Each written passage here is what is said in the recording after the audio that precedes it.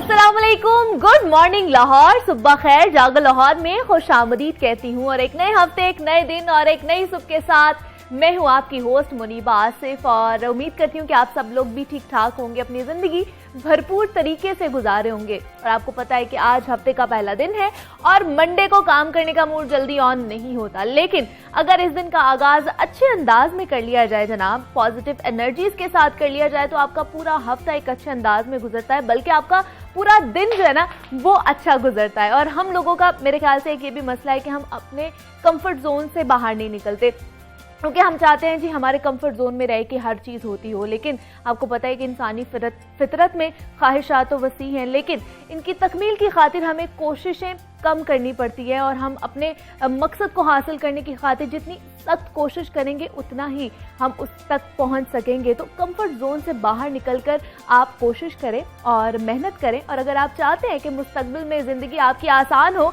तो आपको comfort zone से बाहर निकलना पड़ेगा। और जनाब, मौसम की सूरत हाल कदरे बेहतर है, लेकिन अगर मार्केट की सूरत हाल देखी जाए तो वह इंतहाई खराब होती जा रही है। माफियाज की जानिब से महंगाई और गैर मयारी अशिया की फराहमी ने अवाम का जीना मुहाल करके रख दिया है। और इन माफियाज को इतना ताकतवर बनाने में कुछ ना कुछ किरदार तो हम सबका भी है, क्योंकि हम बहसियत कंज्यूमर अपनी हकूक से लाइल्म है। अक्सर कंपनीज अपने इश्तिहारात में जो चीजें दिखा रही होती हैं वो हमें नहीं मिल रही होती, और गैर मयारी अशिया हमें थमा दी जाती हैं और हम चुपचाप लेकर वो घर भी आ जाते हैं। और अक्सर चीजें जायद कीमत पर सेल हो रही होती है, लेकिन इन माफियाज को कोई भी पूछने वाला नहीं होता। ये मसला सिर्फ हमारा नहीं है, बल्कि पूरी दुनिया में सारिफीन को इस मसले का सामना करना पड़ रहा है। सारिफीन को उनके हकूक से आगाही देने के हवाले से आज पाकिस्तान समेत पूरी दुनिया में आलमी यौम सारिफीन यानी वर्ल्ड कंज्यूमर राइट्स डे मनाया जा रहा है। और सारिफीन के हकूक के हवाले से पहली बार आवाज साबिक अमरीकी सदर जॉन एफ कैनेडी ने 1963 में अमरीकी कांग्रेस में उठाई थी, जिसके बाद इस दिन को हर साल 15 मार्च को मनाया जाता है। कंज्यूमर राइट्स होते क्या हैं, अगर इन हुकूक की खिलाफवर्जी होती है तो इसे किस तरह रिपोर्ट किया जा सकता है, इस पर बात करेंगे। हमारे साथ मौजूद हैं बैरिस्टर हारिस रमजान है, माहिर कानून है। सर, मैं आपको वेलकम कहती हूँ जागो लाहौर में। सर, कैसे हैं आप? बहुत शुक्रिया जी, thank you very much. Sir, आज जैसे वर्ल्ड कंज्यूमर डे राइट्स मनाया जा रहा है, तो मुझे बताइए कि कंज्यूमर्स कौन है? क्या वही उन्हीं को कहा जाता है जो मार्केट में जाके चीजें खरीदते हैं, या इसकी और भी कोई डेफिनेशन है? आपने एक बेस तो सेट कर दी है कंज्यूमर राइट्स के कॉन्टेक्स्ट में, लेकिन आई थिंक मैं आपको बड़ा कमेंट करूंगा सबसे पहले कि आपने एक ऐसे टॉपिक को उठाया है जो कि मेरा ख्याल है कि एट दी हार्ट या एट दी कोर ऑफ तमाम मसाइल है। हाँ जी। मैं थोड़ा सा इसकी तमहीद इस तरह बांधूंगा कि जैसे कि हमने अक्सर सुना है कि कानून हमें बुनियादी हकूक प्रोवाइड करता है, और हमारा आईन पाकिस्तान जो है उसके शिक 8 से लेकर 28 तक हमें बुनियादी हकूक देते हैं। ये वो हकूक हैं कि जो कि किसी से भी लिए नहीं जा सकते। जैसे राइट टू लाइफ है, राइट टू मैरिज है, राइट टू प्रैक्टिस रिलीजन है। इसी तरह एक सारिफ वो शख्स है जो कि अपनी जिंदगी, अपनी दिन भर की मेहनत, एफर्ट के बाद अपनी रकम इकट्ठी करता है, कमाई से जाके मार्केट में कोई भी चीज खरीदता है। अब ये दो तरह की चीजें हो सकती हैं। ठीक है। पहली है एक कोई प्रोडक्ट वो खरीद सकता है, जैसे कि कोई शैम्पू खरीद सकता है, कोई कपड़ा खरीद सकता है, इस तरह की चीज, या फिर वो कोई सर्विसेज हायर कर सकता है। जैसे कि घर में छोटी सी आपने मुरम्मत करा ली, या आपने अपनी गाड़ी रिपेयर करवा ली, या आपने किसी बुटीक से या किसी सैलून पे चले गए, वहां से आपने एक सर्विस हायर की। अब इन दोनों चीजों के कॉन्टेक्स्ट में मेरे से कई गुना ज्यादा आप खुद अवेयर हैं कि हमारे हकूक किस तरह सलब किए जाते हैं, किस तरह उन पे खून मारा जाता है हर लिहाज से। तो आपने इसको एक बेस तो एलिमेंट कर दिया, लेकिन ये दो वो चीजें हैं जो कि एक आम कंज्यूमर, एक आम इंसान जब भी मार्केट में जाता है तो उसको ये मुश्किलात जो हैं वो फेस करनी पड़ती हैं। और मार्केट फोर्सेस इतनी नेगेटिवली एक्ट करती हैं कि एक बेसिक चीज जो भी है एक गरीब शख्स को उसको वो मैसर नहीं हो सकती है। तो कंज्यूमर कॉन्टेक्स्ट में ये दो चीजें हैं जो कि अगर बेस लीगली उसको देखा जाए, मगर अगर आप उसको मार्केट फोर्सेस की तरफ रेप्लिकेट करें तो हर जगह, हर दम और हर वक्त ये उनसे छीने जा रहे हैं, और मार्केट में ऐसी कोई फोर्सेस एग्जिस्ट नहीं करती हैं ना ही गवर्नमेंट की साइड पे उतनी ही सीरियसनेस आपको नजर आती है। बिल्कुल ऐसे ही है कि जिसके कॉन्टेक्स्ट में उन लोगों को वो चीज प्रोवाइड की जाए। जैसे कि मिसाल के तौर पे आप अक्सर सुनते हैं कि जी प्राइस मैजिस्ट्रेट्स गए मार्केट में, उन्होंने जाके 4-5 जगहों को चालान कर दिया, मगर वो सारी कॉस्मेटिक एफर्ट्स हैं। फॉर इंस्टेंस एक गरीब आदमी के लिए सबसे इम्पोर्टेंट 2 चीजें होती हैं, या वो सब्जी खरीदता है जाके, या वो गोश्त खरीदता है जाके। अगर आप जब भी देखें एक बंदा कभी सब्जी दान के पास फरोश के पास जाए तो वहाँ एक रेट लिस्ट है जो कि हुकूमत ने आवेजा की होती है। उस कॉन्टेक्स्ट के अंदर वहाँ पर आप जब भी उसका उस रेट लिस्ट को देखेंगे तो आपको जो चीज वहाँ लगी हुई है वो नहीं मिलेगी, कम से कम 20, 30, 40, 50 रुपए या 100 रुपए महंगी मिलेगी बेशक। और आप जब उनसे ये तकाजा करेंगे कि भाई आप इस रेट के कॉन्टेक्स्ट में क्यों नहीं बेच रहे, तो वो जी हम क्या करें जी मंडी से बहुत रेट आता है। इसका मतलब है इफेक्टिव कंट्रोल्स है ही नहीं है। तो यही कह सकते हैं कि जी चेक एंड बैलेंस का जो बहुत ज्यादा मसला है हमारे यहाँ पे। सर हम सारिफ हैं, हम कंज्यूमर्स हैं, तो क्या क्या है हमारे हकूक और जो कानून के तहत हमें हासिल है? जी मैं आपको थोड़ा सा इसकी ना पस मंजर में लेके जाऊँ। जैसे कि आपने अपनी स्टार्ट में बताया कि ये आगाज 1963 से हुआ जी, जब अमेरिका के प्रेसिडेंट जॉन एफ कैनेडी ने इस चीज को हाईलाइट किया और अमेरिका में इस मूवमेंट का आगाज हुआ कि जो एक कंज्यूमर है, क्योंकि जाहिर बात है उन्हें इस चीज का बहुत ज्यादा उस हुकूमत को एक फीलिंग आई कि एक आम आदमी बहुत मेहनत करता है और उसकी मेहनत के एवज उसको मार्केट में जो चीज भी मिले वो उस क्वालिटी और उस लेवल की हो जो कि उसको कमेंसरेट करे उसकी कमाई के साथ। वहां से इस मूवमेंट का आगाज हुआ और दुनिया ने इसको रिकॉग्नाइज किया। जैसे कि मैंने आपको शुरू में ही बताया कि हमारे फंडामेंटल राइट्स हैं जो हमें कॉन्स्टिट्यूशन देता है, इस तरह के कुछ फंडामेंटल राइट्स दुनिया ने रिकॉग्नाइज किए, जिसके अंदर राइट ऑफ नॉलेज है, right of the product, right of safety है, राइट ऑफ रिड्रेसल है, राइट ऑफ इंफॉर्मेशन है, राइट ऑफ हेल्दी इन्वायरमेंट है, राइट ऑफ सेफ्टी है। ये कुछ 7-8 के करीब इंतहाई बुनियादी हकूक हैं कंज्यूमर के, जो कि उसको हर दम हर वक्त मिलने चाहिए। जब भी वो कहीं किसी भी सुपर स्टोर जाए या किसी भी दुकान पे जाए तो उसका ये बेसिक हक है जो कि सरकार ने इंश्योर करना है और दुनिया इसको रिकॉग्नाइज कर चुकी हुई है। मगर हमारे यहाँ पे किसी हद कमजोरी नजर आती है सरकार की तरफ से कि वो इसको इम्प्लीमेंट करा सके। जैसे कि मैं थोड़ा सा आपको पस मंजर में लेके जाता हूँ कि पंजाब जो था वो पहला सूबा था जिसने कंज्यूमर राइट्स के ऊपर सबसे पहले काम करना शुरू किया। ठीक है। हमारा कानून जो 2005 में है जिसका नाम है Punjab consumer protection act of 2005 एक बहुत अच्छा और बेहतरीन कानून है। जब ये लाया गया 2005 में तो एक बहुत मुफस्सल कोशिश की गई कि लोगों को इसकी आगाही दी जाए। एक डायरेक्टरेट बनाया गया, बाकायदा लोग फील्ड में जाके लोगों को आगाही देते थे और एक जो कि बहुत मशहूर कंज्यूमर कोर्ट जो है वो वजूद में आई। इसके आज भी अगर आप देखें तो इसके वही रजिस्ट्रार हैं जो कि 2007 में अपॉइंट हुए थे जब इस कोर्ट का आगाज हुआ और 2007 से लेके अब तक ये कोर्ट चल रही है। मतलब पहली कोर्ट जो कंज्यूमर कोर्ट बनी थी वो 2007 में बनी 2007 में और वही अब तक चलती आ रही है। जी, वही और कितनी कंज्यूमर कोर्ट्स अगर बात की जाए यहाँ ये आपने बहुत इंपॉर्टेंट पॉइंट रेस कर दिया है क्योंकि अब तक वही एक कोर्ट है, एक ही है और वो ना सिर्फ लाहौर को देखती है, वो 2 और डिस्ट्रिक्ट को भी देखती है जाके। तो उसके ऊपर कितना लोड होगा और एक खाली कंज्यूमर कोर्ट क्या कर सकती है? एब्सोल्युटली, आपने बहुत जबरदस्त बात की है कि उस एक कोर्ट जिसका लोड हमारी आबादी या वैसे ही वो कम थी केटर करने के लिए, आपने उस पर इतना लोड डाल दिया कि आपने दूसरे डिस्ट्रिक्ट इससे सरकार की सीरियसनेस का अंदाजा लगा सकते हैं कि कितना इसको इम्पोर्टेंस दी गई। बल्कि हम तो ये समझते हैं कि तहसील लेवल पे स्मॉल कोर्ट्स होनी चाहिए, एक बड़े शॉपिंग सेंटर के अंदर एक छोटा सा एक ऐसा सेंटर बना देना चाहिए कि जहां पे देर एंड देन अगर किसी सारिफ को कोई मसला आता है तो उसकी रिड्रेसल होनी चाहिए, उसकी दादरसी होनी चाहिए सरकार की तरफ से। मगर उसके लिए सिस्टम को इस तरह मुश्किल बना दिया गया हुआ है इन द रीसेंट टाइम्स कि वो ये सोचता है कि जी मैं 2, 4, 5, 6 हज़ार की चीज के पीछे अपने आप को क्यों एग्जैक्टली ये भी है। लेकिन अगर देखा जाए तो हमारे हुकूक जहाँ पे पूरे नहीं हो रहे होते तो हम किस तरह शिकायत कर सकते हैं? प्रोसीजर क्या है इस चीज का? जब ये मैंने जैसे कि आपको बताया कि ये कानून आया वजूद में, तो इस कानून को बनाते वक्त जो ड्राफ्ट्समैन थे या जो लोग थे उन्होंने ये चीज एनविसेज की कि ये कानून आसान बनाना है आम सारिफ के लिए ताकि उसको तकलीफ ना हो, उसको वो लीगल कॉम्प्लिकेशन से ना गुजरना पड़े। तो मैं आपको बड़ा बेसिक से समझा देता हूँ, हमारे ऑडियंस भी इस चीज़ से लर्न करें और मैं उनको इनकरेज भी करूंगा कि वो आगे आएँ। अगर आपने कोई भी चीज़ परचेज की है जो कि डिफेक्टिव है, for instance let's take the example of a product, जैसे कि आपने कोई घर में अप्लायंस लेके आए जिसमें कोई साल या 2 साल की वारंटी है और वो तीसरे महीने में खराब हो जाती है, और लेट से आप जाते हैं वापस दुकानदार के पास, तो दुकानदार एज यूजुअल जिस तरह हमारा एक मॉडल है कि वो कहते नहीं जी आप कहीं और ले जाए, मैं नहीं इसका क्लेम कर सकता, तो बहुत नो प्रॉब्लम, वेरी सिंपल। आपने एक सादे कागज पे दरखास्त लिखना तो सबको आता है, बिल्कुल ऐसे ही। आपने सिर्फ दरखास्त में उसको एड्रेस करना है उस साहब को, आपने अपनी जो रसीद है उसकी कॉपी साथ लगाएं ना लगाएं, और सब्जेक्ट में सिर्फ लिखना है legal notice under the consumer protection law, बस।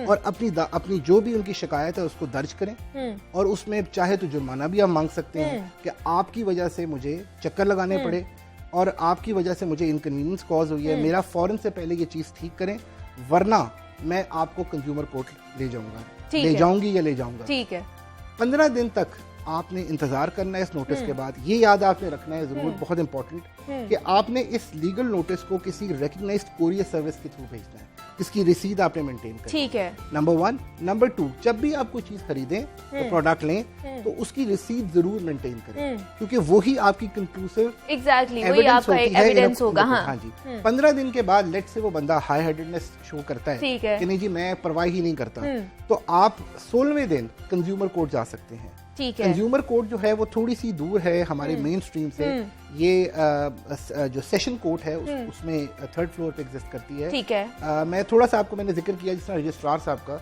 तो मैं ये खास तौर पे मेंशन करना चाहूंगा कि जी बहुत ही हेल्पफुल और अच्छा स्टाफ है कंज्यूमर कोर्ट का। जो रजिस्ट्रार साहब हैं उनका नाम आसिफ नजीर है, he is a very helpful and kind person. आप उनके पास वो मसला लेके नहीं, तो जो लीगल नोटिस होगा वो पहले अदालत भेजेगी या आपको खुद जाना पड़ेगा? मैं वही अर्ज कर रहा हूँ, लीगल नोटिस तो आपका जा चुका ना उस मैन्युफैक्चरर के पास या उस दुकानदार के पास। अब 16वें दिन आपने सिंपल जाना है कोर्ट में। ठीक है, आप कोर्ट तशरीफ ले जाए, वहाँ रजिस्ट्रार साहब को मिले, उन्हें बताएं कि जी ये मेरा था, ये मेरा लीगल नोटिस है। वो आपको खुद गाइड करेंगे कि जी आपने अब इस कोर्ट में एक दरखास्त लिखनी है, जैसे कि कोर्ट में किसी भी कोर्ट ऑफ लॉ में प्लेंट दाखिल करते हैं, वो दरखास्त सिंपल सी होगी, वो आम आदमी भी लिख सकता है, आपको वकील की जरूरत नहीं है, ये केस आप खुद भी फाइट कर सकते हैं। ठीक है, ये कानून बनाया है इसी तरह गया था कि आप खुद कर सकें, आपको किसी भी वकील की जरूरत ना पड़े। तो वहाँ पे आप वो दरखास्त लिख के कोर्ट में एडमिट करवाएं, ठीक है, इमीडिएटली कोर्ट नोटिस कर देगी। ठीक है, और उस शख्स को एक नोटिस चला जाएगा कि जी आपके खिलाफ ये एक कंप्लेंट आ चुकी है, बराए मेहरबानी तशरीफ लें। लेट से वो फिर हाई हेडेडनेस शो करता है और वो ख्याल नहीं करता, तो उसके फौरन बाद बेलेबल वारंट्स इशू होते हैं बाय द कोर्ट, और कोर्ट का एक बंदा बाकायदा उस दुकान पे जाता है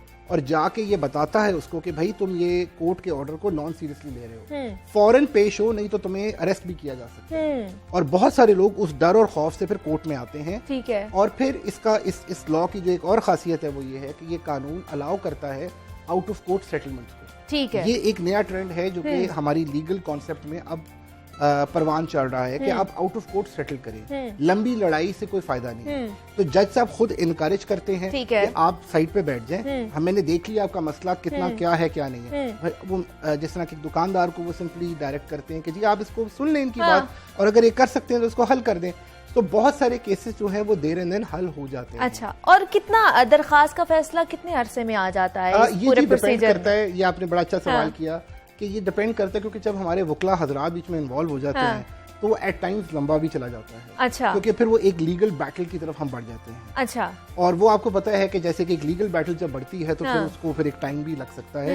तो वैसे तो कानून जो है वो 6 महीने का टाइम देता है कि 6 महीने में आपने इस केस को खत्म करना है, क्योंकि इसकी कॉन्सेप्ट नोट ही समरी ट्रायल्स है कि आपने छोटे कम वक्त में इसको खत्म करना है। ठीक है, मगर मैंने जैसे आपको फरमाया कि हमारा लीगल सिस्टम की भी कुछ प्रॉब्लम्स हैं, कुछ इश्यूज हैं जो कि चीजों को एक्सेसिवली डिले कर देते हैं। एक्सेसिवली डिले तो होते हैं, दूसरा कंज्यूमर कोर्ट ही एक है, तो ये फिर डिले ही होगा कि एक केस में तारीख 2-2 महीनों की या 1.5 महीने की मिलती है। हाँ, अब आप खुद इमेजिन कर लें कि अगर तारीख ही 1.5 महीने की मिल रही है तो आपको साल में 4-5 से ज्यादा तारीखें कैसे मिल सकती हैं? एग्जैक्टली और फिर फैसले कहाँ से होंगे और फिर लोग यही कहेंगे कि हम क्यों जाएं कंज्यूमर कोर्ट जहां पर हमें धक्के ही खाने पड़ेंगे। यही हो सकता है। और कितने फीसद अगर देखा जाए तो कंज्यूमर कोर्ट्स लोग आते हैं और कंप्लेन दर्ज करते हैं? देखिए, सबसे बड़ा हमारा प्रॉब्लम ये आपको थोड़ा फिर रियलाइज करना पड़ेगा कि एज ए नेशन हम लोग जो है अपने हकूक के लिए लड़ते हैं। दुनिया ने तरक्की, क्या आपको लगता है अवेयरनेस नहीं है लोगों में कि उनके हकूक क्या क्या है? मैं थोड़ा सा इसमें करूंगा क्योंकि मुझे कुछ 10-12 साल से मैं इस एरिया में बहुत आउट ऑफ पैशन काम कर रहा हूँ, क्योंकि मैं ये समझता हूँ कि लोगों को इसकी अवेयरनेस होनी चाहिए। मैंने बहुत से लोगों को बहुत ज्यादा अवेयरनेस देने की भी कोशिश की और हम लोग एफर्ट करते रहे, बट समहाउ हमारा असल में प्रॉब्लम यह है कि लोगों के प्री कंसीव्ड नोशंस हैं कि कौन अदालत जाए और कौन जाके लड़े, हमारे पास तो टाइम नहीं है। और इसी वजह से ये मार्केट फोर्सेस जो है लोगों का नाजायज फायदा उठाते हैं। अब फॉर इंस्टेंस जैसे मैं आपको एग्जांपल लेकिन अगर कहा जाए अदालती निजाम अच्छा होगा और बर वक्त कार्रवाई होगी तो क्यों नहीं लोग जाएंगे? देखिए, इसमें भी दो राय हैं। हाँ। सबसे पहले कि अगर आप कोशिश ही नहीं, दुनिया में कोई काम कोशिश के बगैर मिल सकता है आपको? नहीं मिल सकता। ये बड़ा इंपॉर्टेंट है। अगर हम लोग भी आज सुबह यहाँ आए हैं, एफर्ट कर रहे हैं, तो वो एक कोशिश ही है ना हर काम के लिए। अनफॉर्चुनेटली जो हमारा यंगर तबका है, यूथ है, वो अपने बुजुर्गों की कुछ बातें सुन के अबाउट दी अदालती निजाम इस हद तक जो है आप कह लें कि नेगेटिव उनकी सोच हो चुकी हुई है कि वो सोचते ही नहीं है कि हम अदालत की तरफ कभी जाएं। मैं ये समझता हूँ और मैं ये काफी कॉन्फिडेंस से कह रहा हूँ कि अच्छा लड़ा हुआ केस एफर्ट के साथ आपको बहुत ज्यादा फ्रूट्स बेयर करता है, लेकिन लोग कोशिश तो करें। अब मेरे सामने कई ऐसी केसेस हैं जिनमें बहुत अच्छी पढ़ी लिखी खवातीन वेल अवेयर जिनके साथ ऐसे इंसिडेंट्स हुए हैं, ठीक है, और उन्होंने 1 या 2 ईमेल्स के अलावा उन्होंने वाजे तौर पे कह दिया कि हमसे नहीं होता और हम नहीं कर सकते। अच्छा। हम 10, 15, 20 हजार का नुकसान बेयर कर लेंगे, लेकिन अपने हक के लिए खड़े नहीं होंगे। So moral of the story जो इस पूरी की वो ये है कि जब तक हम अपने हकूक के लिए खड़े ही नहीं होंगे तो हमें कैसे इंसाफ मिल जाएगा। ये एक बहुत इंपॉर्टेंट पॉइंट है जो हमारे ऑडियंस को पॉन्डर करना है। बिल्कुल ऐसे ही है। बहुत शुक्रिया बैरिस्टर हारिस रमजान साहब हमारे साथ मौजूद है। सर, बहुत शुक्रिया आपका कि आपने हमें वक्त दिया और हम बात कर रहे थे सार्फिन के हकूक के हवाले से कि आजकल जो मार्केट में हमारे साथ चल रहा है और माफियाज मार्केट में इतने फैल चुके हैं कि हम अपने हकूक के बारे में अगर बात भी करना चाहें तो नहीं कर सकते। लेकिन हमारा आज का सेगमेंट का मकसद यही था कि आपको पता हो कि आपके सार्फिन के हवाले से क्या हकूक हैं और आप उनके बारे में क्या कर सकते हो। आप अदालत जाएं, उनके खिलाफ आप दर्ज कराएं दरखास्त और आपको इंसाफ मिलेगा। तो आगे बढ़ते हैं और आपको बताऊं कि यौम पाकिस्तान के हवाले से ISPR ने नया नगमा जारी कर दिया जिसका थीम एक कौम एक मंजिल है। आप ये सॉन्ग सुनिए और मैं जाती हूँ एक छोटी सी ब्रेक पर।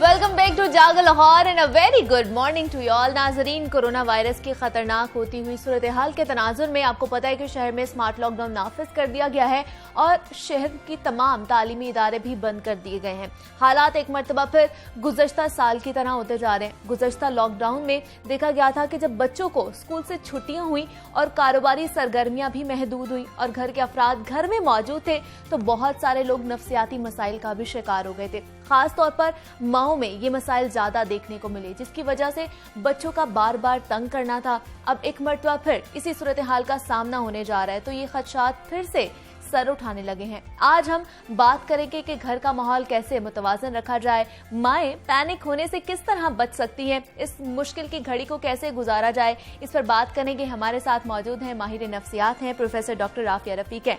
डॉक्टर राफिया, मैं आपको खुशामदीद कहती हूँ जागो लाहौर में। कैसी हैं आप? मैं बिल्कुल ठीक ठाक। आप सुनाएं? मैं भी बिल्कुल ठीक ठाक। डॉक्टर राफिया, हमने देखा कि कोरोना दोबारा हमारी जिंदगियों में आ गया है। थोड़ा कम हुआ था लेकिन हमारी लाइफस्टाइल बिल्कुल उसने चेंज करके रख दिया है, हमारे बहुत से अपनों को भी उसने छीन लिया है।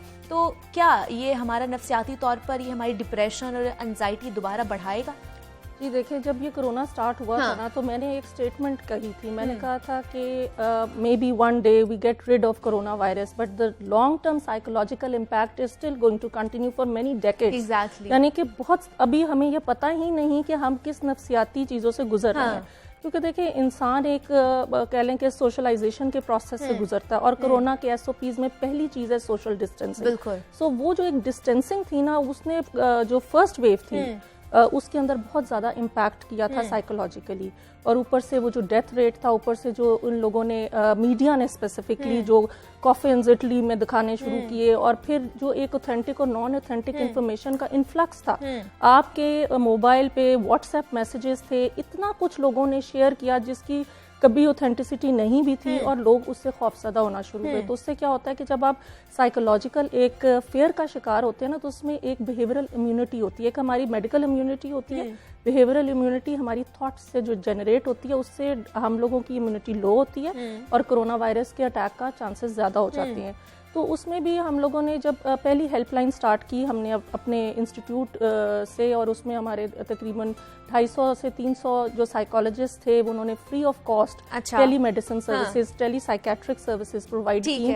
ये फर्स्ट वेव की बात जी, मैं फर्स्ट वेव की बात कर रही हूँ। और तब भी जो जितने भी केसेस आते थे, स्पेसिफिकली मार्जिनलाइज्ड पॉपुलेशन, यानी ये कि हमारी औरतों के फोन थे, हमारे जो वो बच्चों के बारे में बात कर रही थी, या वो अपने बुजुर्गों के बारे में। तो जैसे अभी आपने आइडेंटिफाई किया कि सब लोग घर में एक दफा फिर आ जाएंगे, तो nobody is used to sitting at home for 24 hours. ये सबसे बड़ा प्रॉब्लम है।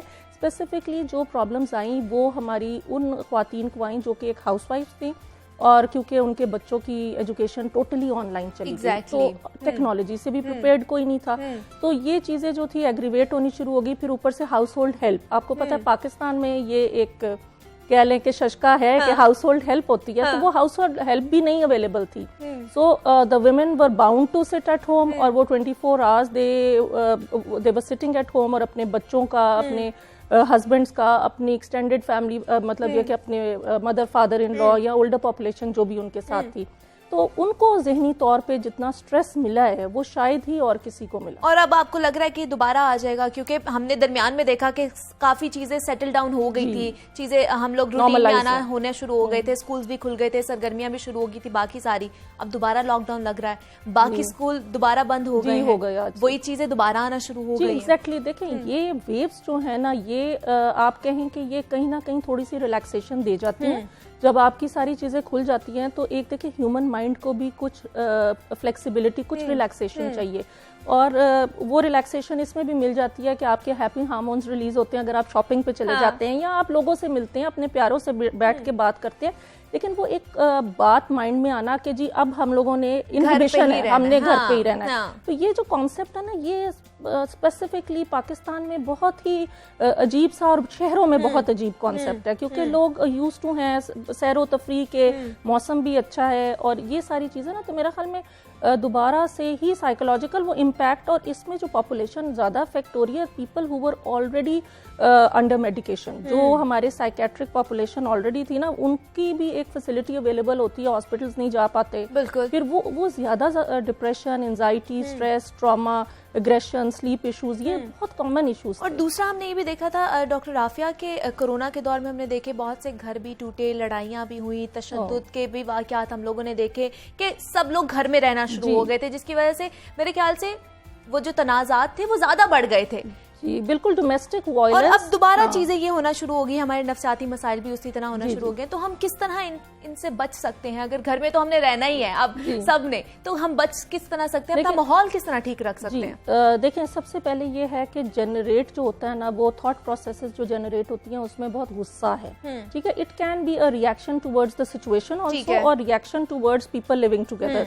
एक घर में रह रहे हैं सब लोग, तो मेरे ख्याल में ख्वातीन की अगर हम बात करें तो औरतों को थोड़ा सा टाइम आउट लेना चाहिए। जब वो सारा दिन एक ही एक्टिविटी करेंगे, ज्यादा जिम्मेदारी बढ़ जाती है, बहुत ज्यादा जिम्मेदारी है। और स्पेसिफिकली जो वर्किंग विमेन है, जिन्होंने घर से बाहर भी काम करना है, घर आके भी करना है, तो उन लोगों को मैं हमेशा ये कहती हूँ कि थोड़ा टाइम आउट लें, आप डीप ब्रीदिंग करें, अपनी जो है स्ट्रेस मैनेजमेंट की एक्सरसाइजेस करें, और अपनी नींद का बहुत ख्याल रखें, अपनी रूटीन्स का ख्याल रखें। देखिए, पब्लिक एट लार्ज का मसला कब आया? जब लोगों ने ये सोचा कि पैंडेमिक तो है, लेकिन ना दिन का पता था ना रात का पता था। स्पेसिफिकली बच्चे हमारे स्टूडेंट्स, तो वो ये है कि वो सारी रात जागते थे। जब पहला लॉकडाउन स्टार्ट हुआ तो पीपल वर थिंकिंग कि जी सब कुछ बंद हो गया, तो फिर हम इमीडिएटली ऑनलाइन पे चले गए। तो वो जो एक कॉन्सेप्ट माइंड में बच्चों के बना हुआ था, they thought it was fun and festivity, तो वो उनको एक तो ऑनलाइन क्लासेस बहुत बुरी लगी, वो बड़ा गुस्सा चढ़ा बच्चों को भी। और छोटे बच्चों के जब मदर्स को साथ बैठना पड़ता था, फिर ऊपर से घर का काम, तो दे ऑल्सो रिपोर्टेड कि हम इतने स्ट्रेस में हैं, ऊपर से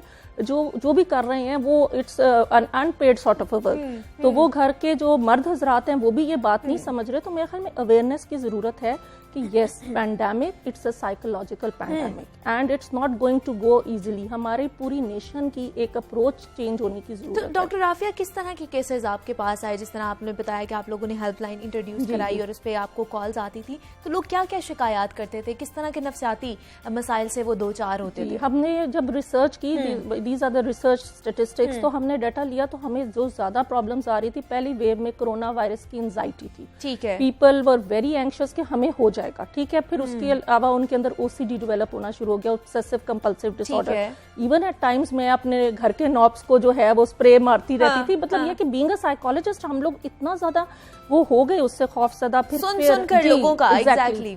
फिर उसके बाद जो था डिस्ट्रेस बहुत कॉमन था, पोस्ट ट्रॉमेटिक स्ट्रेस बहुत होना शुरू हो गया, कंटिन्यूस नाइटमेयर्स लोगों को आने शुरू हो गए, फ्लैशबैक्स आने शुरू हो गए। फिर अगर कोई डेथ थी फैमिली में, उन फैमिलीज का बहुत ज़्यादा जो है साइकोलॉजिकल फैब्रिक डिस्टर्ब हुआ, उनकी ब्रीवमेंट का पीरियड बहुत लंबा हो गया और उनकी नींद, भूख और खाना पीने की सारी चीज़ें जो थी वो डिस्टर्ब हो गई।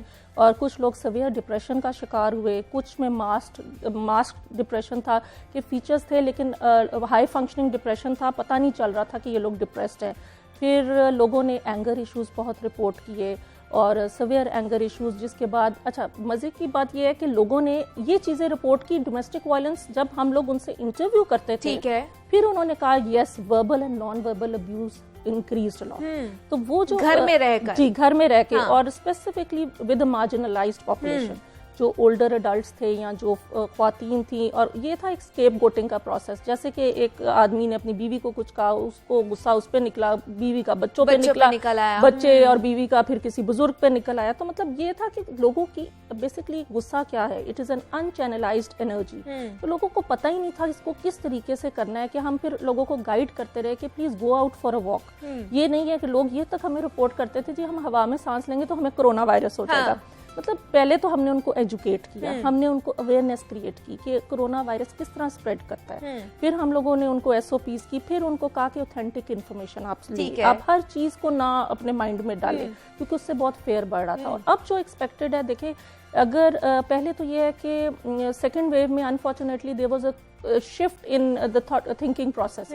लोग इतना खौफजदा नहीं थे, ठीक है। लोग सिर्फ हमें ब्रीवमेंट के केसेस रिपोर्ट होते थे, डिप्रेशन के केसेस रिपोर्ट होते थे, और बच्चों के एंगर के इश्यूज, जो कि इनफैक्ट एट टाइम्स जब बच्चे एजिटेटेड और एंग्री होते हैं तो वो एक तरह का साइन होता है डिप्रेशन का। क्या बच्चों में भी डिप्रेशन का शिकार हुए? बच्चों में children can be born having depression. अच्छा, एक न्यू बॉर्न के अंदर भी डिप्रेशन हो सकता है। और स्पेसिफिकली कोरोना के दिनों में तो बच्चों की बहुत ज्यादा जो इरिटेबल मूड था, भूख ना लगना, खाना ना खाना, तो दे वर क्लियर साइंस। अब पेरेंट्स को नहीं पता था कि ये डिप्रेशन है, उन्होंने उसको गुस्सा समझ के, कंडक्ट का केस समझ के हमसे हेल्प सीख की, लेकिन वो बेसिकली था डिप्रेशन। और बच्चों में बहुत ज्यादा होना शुरू हो गया बिकॉज उनके ऊपर जो एक टेक्नोलॉजी और फिर क्लासेस और कंटिन्यूस क्लासेस। अब इमेजिन करें बीइंग फैकल्टी मेंबर, हम जब क्लास पढ़ाते थे ना, I don't know about the other and, बच्चे अपने कैमरा ऑफ करके चाहे सो रहे हों, मतलब ये कि आप बोल रहे हैं, कोई वन वे वो थी और टू वे इंटरेक्शन नहीं थी। तो मतलब everyone was stressed out and I think so now the nation has gained some resilience। तो क्या आपको ये नहीं लगता डॉक्टर राफिया कि बच्चों में ज्यादा एंजाइटी इसी वजह से भी हुई कि एक तो वो घर में रह रहे हैं, कोई एक्टिविटी नहीं है, स्कूल भी नहीं जा रहे, दूसरा उनका स्क्रीन टाइम बहुत ज्यादा हो गया हुआ था, गैजेट्स बहुत ज्यादा यूज किए जा रहे हैं। वो उसमें देखिए उनकी ब्रेन की जो स्टिमुलेशन होती है ना जब गैजेट, और दूसरी बात है कि पेरेंट्स थोड़े से ढीले हो गए इस मामले में कि उनको रात को भी वो अलाउ कर रहे थे, तो बच्चे का माइंड ओवर स्टिमुलेशन की वजह से हाइपर एक्टिविटी इंक्रीज हुई है। हमें बहुत से केसेस आए हैं जिसमें बच्चे बहुत हाइपर एक्टिव थे, घर में काबू ही नहीं आ रहे थे पेरेंट्स से, तो वो ये कह रहे थे ये बच्चा ऐसा नहीं बच्चे था। तो बच्चे काबू नहीं आएंगे तो फिर पेरेंट्स तो तंग ही होंगे। तो वही हमने कहा कि आप बच्चों को पार्क्स लेके जाएं, आप बच्चों को शेड्यूल करें। देखिए सबसे अच्छा जो अब इस वेव में अगर किसी ने अपने आप को नफ्सियाती मसाइल से बचाना है तो अपनी लाइफ की रूटीन ना चेंज करें। आप दिन को रात और रात को दिन में जब चेंज करेंगे तो फिर जाहिर है आपके अंदर और भी प्रॉब्लम्स आएंगी। तो रात के टाइम एक हमारा हार्मोन होता है मेलेटोनिन, वो दिन के टाइम प्रोड्यूस नहीं होता, और हम हमेशा बताते हैं लोगों को कि आप रात की नींद लें, आप एग्जैक्टली उसी टाइम पे सोने की कोशिश करें, उसी टाइम पे उठे, आप अपने दिन को उसी तरह स्ट्रक्चर्ड रखें। अगर आप समझेंगे कि कोरोना वायरस की वजह से आपने अपने दिन को रात और रात को, तो फिर डेफिनेटली वो जो साइकोलॉजिकल इम्पैक्ट चेंज हो गया हुआ है पूरा कोरोना वायरस की वजह से। आपको नहीं पता होता, आप रात, इवन के बच्चे भी रात 3-3, 4-4 बजे बड़े सो रहे होते हैं, बच्चे जाग रहे होते हैं एग्जैक्टली, और ये सारी चीजें फिर उनको डिस्टर्ब करती हैं, बिल्कुल करती हैं टाइम मैनेजमेंट, लाइफस्टाइल को। एग्जैक्टली टाइम मैनेजमेंट रखें, बच्चे स्पेसिफिकली ख्वातीन टाइम मैनेजमेंट करें, क्योंकि देखिए जब घर से लोग बाहर चले जाते थे तो तब तो ख्वातीन अगर बैठी हैं, कोई प्ले देख रही हैं आराम से काम कर लिया, लेकिन with everybody sitting at home, तो मेरा ख्याल में ख्वातीन को भी टाइम मैनेजमेंट की ज़रूरत है। अपने आप को डिटॉक्स करें स्ट्रेस से, खुद भी कोई ब्रीदिंग एक्सरसाइजेस करें। आप ख्वातीन को चाहिए कि अपनी डाइट का बहुत ख्याल रखें। आप सबका ख्याल रख रही हैं और अपना नहीं रख रही हैं, तो फिर आपका कौन रखेगा? बिल्कुल ऐसे ही है। तो मैं हमेशा कहती होती हूँ कि ख्वातीन को कि भी आप अपना ख्याल रखें, अपने से प्यार करें। अगर आप अपना ख्याल रखेंगी, अपने से प्यार करेंगी, फिर ही आप किसी को कुछ दे सकते हैं ना। अगर आप बिल्कुल ही अपने आप को डल और वो, मतलब ये कि उसी रूटीन पे रखे। One thing that saved me was my routine. मैं उसी रूटीन पे, उसी पेस पे काम करते रहे। अगर आप जरा से स्लगिश हो जाएंगे, अपनी फिजिकल एक्टिविटी कम कर देंगे, तो डेफिनेटली वो लीड करता है डिप्रेशन को, वो लीड करेगा एंजाइटी को। तो अगर देखा जाए तो अगर बच्चों की बात की जाए इस कोरोना पेंडेमिक में, जिस तरह की उनकी सोशल एक्टिविटीज मुतासिर हुई हैं, उनके तालीमी सरगर्मियां मुतासिर हुई हैं, तो माओ को या पेरेंट्स को क्या करना चाहिए? अगर वो घर पर हैं तो उनको किस तरह की एक्टिविटीज में इन्वॉल्व किया जाए ताकि एटलीस्ट वो लोग इस चीज से ना गुजरें? ये आपका बहुत अच्छा क्वेश्चन है। देखिए एज रिलेटेड है। अब अगर बच्चा छोटा है तो पेरेंट्स को चाहिए कि उसके साथ जो है क्वालिटी टाइम गुजारे। ठीक है, दिस मैं कहती हूँ ब्लेसिंग इन डिस्गाइज था। और वो बड़ा लोगों ने मजाक भी उड़ाया। लगता है कि ये ब्लेसिंग इन डिस्गाइज हुआ है? फैमिली लोगों ने फैमिलीज ने किया है। देखिए कुछ लोगों ने प्रोडक्टिव टाइम गुजारा है। देखिए बहुत अरसे से लोगों ने इकट्ठे बैठ के लूडो खेलनी छोड़ दी। बिल्कुल ऐसे ही है। एक शिफ्ट है हमारे माशरे में। जब हम छोटे होते थे, we used to play cricket with a father, और हम बैठ के लूडो खेलते थे। अब बच्चे को आप लूडो दे दे, वो अपना गैजेट ढूंढेगा, इंटरनेट का पासवर्ड ढूंढेगा। तो मेरे ख्याल में कुछ फैमिलीज ने इसको वाकई ही बड़ा अच्छा इंजॉय भी किया है। दे सैट टुगेदर, और वो मजे के जोक्स भी हैं कि हाँ मेरे घर वाले, जब मैं उनके साथ रहा तो पता चला कि अच्छे लोग हैं। तो लोगों ने एक दूसरे को जाना भी। देखा अब ये पता नहीं, ये मौके तो नहीं मिलते with this fast paced life, specifically जो लोग वर्किंग है, दोनों पेरेंट्स। तो कुछ लोगों ने इसका जो है वो अपने गुस्से को अपने घर वालों पे निकाला। तो मेरे ख्याल में अवेयरनेस अगर हम करें कि जी आप हर बंदा घर का जो है वो अब आपके लिए पार्क्स नहीं है, तो आप बाहर निकल के कोई एक्सरसाइज करें। आप वर्चुअल कनेक्टेड रहे अपनी फैमिली से। आप लोग, आपकी वीडियो कॉल्स हैं, आपके पास इतने गूगल मीट है, जूम है, मतलब अब तो इतनी टेक्नोलॉजी आ गई है कि हम किसी से भी दूर नहीं रहे हैं। तो मुझे बताइए डॉक्टर राफिया के क्या post corona world pre corona world से मुख्तलिफ होगा? बिल्कुल मुख्तलिफ है। देखिए आप देखें कि there has been a marked change. हम जिस तरीके से लोगों से मिलते थे, आप हमारे माशरे में ये है कि हम हक करते हैं, किसी को प्यार करते हैं, हमारे बुजुर्ग हमारे सरों पे प्यार देते हैं। Things are changing. ठीक है, हम थोड़ा सा ना अब उस सोशलाइजेशन से चेंज हो रहे हैं। हम, मेरे ख्याल में करना भी पड़ेगा हम लोगों को, क्योंकि ये अब we have to live with this. अब हम ये कह देना कि हम इनके चीज़ों के बगैर नहीं हमारा गुजारा, और हमें अपनी सोशलाइजेशन के प्रोसेस को भी चेंज करना पड़ेगा। लेकिन उसमें यही है कि आप कनेक्टेड रहें। आपने अपने आप को फिजिकली डिस्टेंट करना है, आपने मेंटली डिस्टेंट तो नहीं करना। आप मेंटली तो अपने फैमिली के साथ चाहे कहीं भी कोई बैठे हुए हैं, तो अपना बहुत सोचों का ख्याल रखना चाहिए। बिल्कुल ऐसा ही है। और इसी तरह फिर आप अपने आप को भी ठीक कर सकते हैं, अपने आप का ख्याल रख सकते हैं और दूसरों का भी ख्याल रख सकते हैं। प्रोफेसर डॉक्टर राफिया रफीक हमारे साथ मौजूद थी, माहिर नफ्सियात थी। डॉक्टर साहिबा बहुत शुक्रिया आपका कि आपने हमें वक्त दिया। और जनाब हम बात कर रहे थे कोरोना पेंडेमिक के हवाले से कि दोबारा स्टार्ट हो गया है और केसेस बढ़ते जा रहे हैं, जिसकी वजह से लॉकडाउन लग गया है और बहुत से जो लोग हैं अब घर से काम करना दोबारा से शुरू कर देंगे। तो उसकी वजह से नफ्सियाती तौर पर जो मसाइल पैदा होते हैं उनको किस तरह हल किया जा सकता है, वो कुछ टिप्स हम लोगों ने आपके साथ शेयर किए हैं। तो उम्मीद करती हूँ कि आपको वो अच्छी लगेंगी। तो मजीद भी बातें करनी है हमने आपके साथ, आपने कहीं नहीं जाना। मिलते एक छोटी सी ब्रेक के बाद।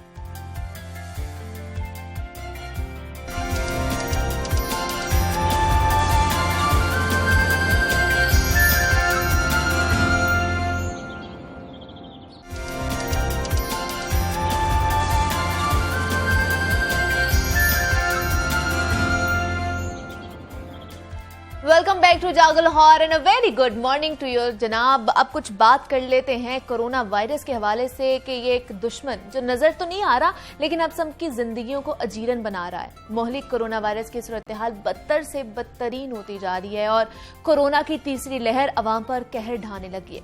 रोजाना की बुनियाद पर सामने आने वाले केसेस और अमवात की शरह में कई गुना इजाफा हो चुका है। इंतजामिया की जानिब से मोहलिक वायरस के खिलाफ जंग भी तेज कर दी गई है और नए SOPs पर अमल दरामद करवाने की हर मुमकिन कोशिश की जा रही है। माहिरीन सेहत खबरदार कर रहे हैं कि कोरोना की तीसरी लहर बरतानिया से आने वाले नए वायरस की वजह से है और कोरोना वायरस की शक्ल तब्दील और पहले से भी ज्यादा खतरनाक हो चुकी है। इसलिए पहले से ज्यादा खतरनाक है आपकी जरा सी लापरवाही कई जिंदगियां निगल सकती हैं और वायरस की नई शक्ल कितनी मुख्तलिफ और खतरनाक है, इस पर बात करेंगे। हमारे साथ मौजूद हैं प्रोफेसर डॉक्टर फौजिया ताहिर हैं और जो वायरोलॉजिस्ट हैं। डॉक्टर फौजिया, मैं आपको खुश आमदीद कहती हूँ जागो लाहौर में। कैसी हैं आप? मैं बहुत शुक्रिया मुझे मदऊ करने का, thank you very much. Doctor Fauzia, हमने देखा कि वजीर सेहत जो हैं डॉक्टर यास्मीन राशिद भी यही कह रही हैं कि पंजाब समेत जो 4 सूबों में वायरस फैला है, तीसरी लहर जो आई है वो बरतानवी तर्ज का वायरस है। तो क्या आपको लगता है कि जरूरी है कि ये बरतानिया से ही वायरस आया है या जो यहाँ पर वायरस है वो भी अपनी शक्ल या जो अपनी साख्त है वो चेंज कर सकता है? थैंक यू मुनीबा, बहुत शुक्रिया आपको ये क्वेश्चन पूछने का। जैसे मैडम ने बताया आपको कि ये ब्रिटिश स्ट्रेन है या जो हमारे पास पहले आई थी यहाँ पे वुहान से आई थी, वो उसके बाद कई दफ़ा चेंज हो चुकी है। 200 से ज़्यादा तो इसकी एग्जाम हैं जो कि डॉक्यूमेंटेड हैं, मे बी मोर। और जो हमारे पास आया है जो ब्रिटिश स्ट्रेन या साउथ अफ्रीकन स्ट्रेन, ये स्ट्रेन्स इसलिए ट्रेवल कर रही हैं क्योंकि यहाँ पे देखें ट्रेवल कर रहे हैं लोग। जो एहतियात शुरू में फर्स्ट वेव के दौरान की गई थी उसका इफेक्ट भी हमने देखा कि कितनी जल्दी रिलीफ मिला। अब लोग रिलैक्स हो गए हैं, SOPs को फॉलो नहीं करते हैं। वायरस mRNA वायरस जो है, ये वाला RNA वायरस, ये तो अपने आप को चेंज करता है। ठीक है, जो स्टेबल वायरस नहीं होता वो RNA वायरस होता है। जो DNA वायरस होता है काफी स्टेबल होता है। RNA वायरस है जहाँ जहाँ जाएगा, जिस माहौल में जाएगा, जिन लोगों में जाएगा, उसने एनवायरनमेंट में भी और लोगों में भी अपनी शक्ल चेंज करनी है।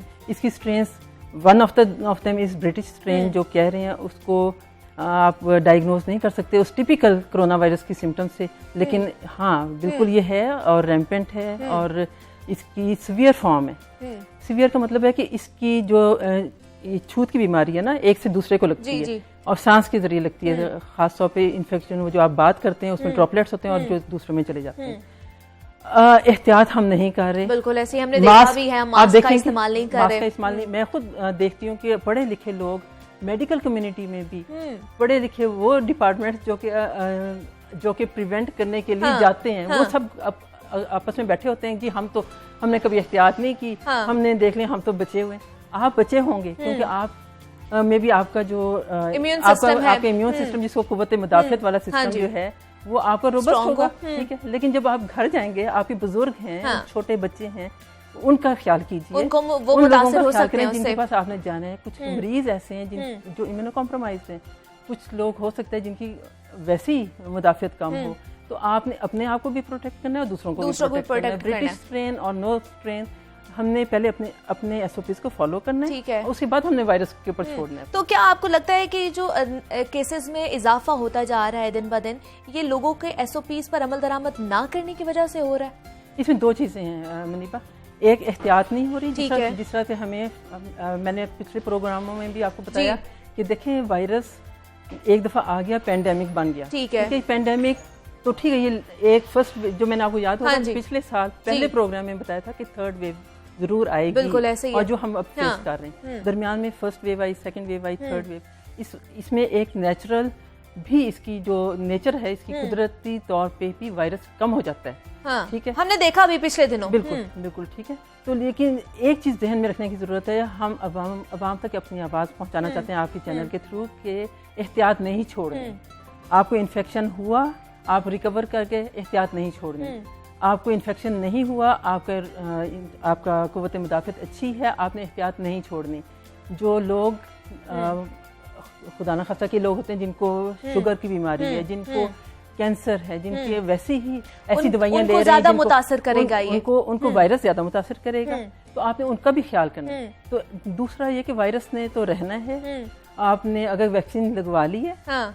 तब भी एहतियात करने की जरूरत है। और अभी आप जिन्ना हॉस्पिटल से आपका ताल्लुक है, तो वहां पर वैक्सीनेशन की क्या सूरत हाल है? और ये मुझे बताइए, जो वायरस जो थर्ड वेव आ गई है, ये कितनी खतरनाक है, और जो हमारी वैक्सीन अब लग रही है, और क्या उस पर भी ये असरअंदाज होगी? उसके लिए ये काफी है?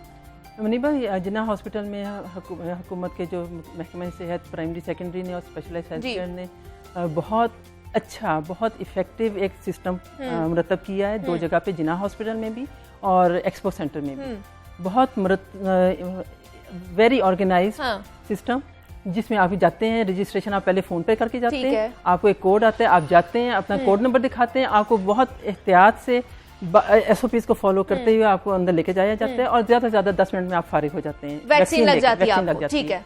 अब जहाँ तक वैक्सीन का ताल्लुक है, किस किस्म की है, आपने सुना फाइजर, मॉडर्ना, ऑक्सफोर्ड की एस्ट्राजेनेका, अब जो हमारे पास आई हुई चाइनीज वैक्सीन साइनोफार्म, इसमें बहुत किस्म की जो थेरीज सुनने में आई कि जो कौन थे कि अमरीकी, मैं नाम नहीं लूंगी, कि एक हैं जिन्होंने जी हमारे अंदर वो करने की कोशिश की है, हमारे DNA को चेंज करने की कोशिश की है। सबसे पहले तो ये गलतफहमी दूर कर लें आप। ठीक है। ये जो हमारे पास आई हुई है, ये पुराने तर्ज की जो वैक्सीन होती थी, सबसे पहले आप देखते हैं खन्नाक के लिए या काली खांसी के लिए जो वैक्सीनेशन का मतलब महफूज है, 100% महफूज कह सकते हैं, 100% महफूज है। जो जिनको हो चुका है वो भी लगवाएं, आफ्टर दैट पीरियड जो 4 हफ्ते के बाद, 4 से 6 हफ्ते के बाद लगवाएं। जिनको नहीं हुआ वो भी लगवाएं। ठीक है। और ये वैक्सीन जो है काफी लोग लगवा चुके हैं। लोगों का रवैया कैसा था? किस तरह लोगों ने कोऑपरेट किया आप लोगों के साथ? शुरू में तो बहुत ज्यादा कॉन्स्पिरेसी थ्योरीज थी, क्योंकि हमने देखा था लोग बहुत ज्यादा तजब्जुब का शिकार थे। बिल्कुल, उसमें डॉक्टर्स भी थे, बिल्कुल ऐसे ही हम लोग भी थे। हम देखें, चाहे आप डॉक्टर हो ना हो, एक नेचुरल सी चीज। बिल्कुल, हमने देखा भी कि फर्स्ट जो मरहला स्टार्ट हुआ था, डॉक्टर्स को लगना था, तो उसमें भी डॉक्टर्स जो थे वो तजब्जुब का शिकार थे, नहीं लगवा रहे थे। अब स्टार्ट हो गया है, अब लोगों को यकीन आना शुरू हो गया। ठीक है, कुछ लोगों को तो बिल्कुल सिम्टम्स नहीं होती वैक्सीन लगवाने के बाद, कुछ लोगों में होती है, जिस तरह आपकी यहाँ पे इंजेक्शन लगा है, अच्छा। थोड़ी सी आपकी स्वेलिंग हो गई, दर्द हुई। ठीक है। कुछ लोगों को हेडेक होती है कुछ घंटे, लेकिन आपने एक्स्ट्रा कोई दवाई नहीं लेनी, ऐसी कोई दवाई नहीं लेनी जो आपका इन्फ्लेमेटरी रिएक्शन हल्का सा होगा। देखिए, आपकी इन्फ्लेमेशन जिसको क्या कहेंगे, आप जब वैक्सीन लेते हैं तो आपके सिस्टम के अंदर जाके उसने एंटीबॉडीज बनानी, बिल्कुल ऐसे ही है। जो सिस्टम उसके लिए इस्तेमाल किया जाता है उसको हमने सप्रेस नहीं करना, थोड़ा सा बर्दाश्त कर लें। दर्द को, बुखार तो आप पैरास्टामोल ले सकते हैं, पैरास्टामोल ले सकते हैं, इससे ज्यादा नहीं। ठीक है। आप रेस्ट करें 12-14 घंटे, चीजें ठीक हो जाएंगी और आपकी 2 हफ्ते के बाद इंशाल्लाह आपकी एंटीबॉडीज बननी शुरू हो जाएंगी। अच्छा, 2 हफ्ते लगते हैं एंटीबॉडीज बनने? वो आपका बॉडी में गया ना। ठीक है। इनएक्टिवेटेड वायरस, एक वायरस का छोटा सा पोर्शन है जो स्पाइक प्रोटीन के अगेंस्ट आपकी एंटीबॉडीज बनाएगा। अब वो प्रोटीन्स जो हैं, जो एंटीबॉडीज बनेंगी, वही आपको कुव्वत मुताफिर आपको देंगी। ठीक है। हमने अब जो भी वैक्सीन हो, तो जो भी अवेलेबल हो, 2 हफ्ते तक महफूज या 2 हफ्ते के बाद महफूज हो जाएंगे कोरोना वायरस से? हमें एहतियात करनी पड़ेगी या नहीं करनी पड़ेगी? एहतियात रिगार्डलेस करनी है आपने। ये वैक्सीन के बाद भी एहतियात करनी है, वैक्सीन से पहले भी, वैक्सीन के बाद भी, अपने लिए भी और दूसरों के लिए। और इस चीज पे नहीं आपने जाना कि जी हमें फलां वैक्सीन मिल जाए तो हम वो करवाएंगे। पहले शुरू में कहा जा रहा था कि साइनोफार्म वैक्सीन जो है 65 साल से नीचे वालों को देनी है, सिर्फ 18 साल से ज्यादा और 65 से कम। ये भी उसके बाद हम जब शुरू किया हमने लगाना और थोड़ी सी तहकीक की हमने, तो ये वी फाउंड आउट कि 65 से ऊपर वालों को भी दी जा सकती है सेफली। ठीक है। ऐसे लोग जिनकी सीवियर डिजीज है, जो कैंसर के मरीज हैं, जिनको डायबिटीज है, जिनको किसी भी किस्म की सीवियर डिजीज है, इवन क्रॉनिक किडनी और लिवर की जो पेशेंट्स हैं वो भी ले सकते हैं। ठीक है। और टेस्टिंग कैपेसिटी की अगर बात की जाए तो वो कितनी है? क्योंकि आजकल तो देख रहे हैं केसेस बढ़ते जा रहे हैं। अल्हम्दुलिल्लाह, उसमें कभी कोई ब्रेक नहीं आया। जिस अब हमने जिन्ना हॉस्पिटल में सबसे पहले शुरू किया था स्पेशलाइज्ड हेल्थ केयर में, हमारी डे 1 पे 500 थी और हमने 1 महीना गुजरने के बाद 1000 पेशेंट्स की। in 24 hours we have the facility to give the results। हम यहाँ पे every 10 to 12 hours इनको रिपोर्ट दे देते हैं, जिनका सुबह ऑपरेशन होना होता है उनका ऑपरेशन से पहले रिजल्ट आ जाता है। लेकिन देखा जाता है डॉक्टर फौजिया के कुछ लोगों को सिम्टम्स होते हैं लेकिन उनकी रिपोर्ट जो है कोरोना की वो नेगेटिव आती है। इस तरह का क्या मसला है? क्या वो फिर ये समझे कि हमें कोरोना नहीं है क्योंकि सिम्टम्स तो आ रहे हैं? पर नहीं, ऐसी बात नहीं है। आप ये देखें कि इसमें जो कोरोना का टेस्ट है, ठीक है, उसका सिंपल सा मैकेनिज्म है कि आपने थ्रोट से और नाक से 2 सैंपल्स लेने चाहिए, ठीक है। आम प्रैक्टिस ये है कि जो आप सिर्फ नाक से लेते हैं, अब किस तर्ज पे लिया गया सैंपल ये भी डिपेंड करता है, किस बंदे ने लिया, how trained that person was, who took the sample, private में और सरकारी में।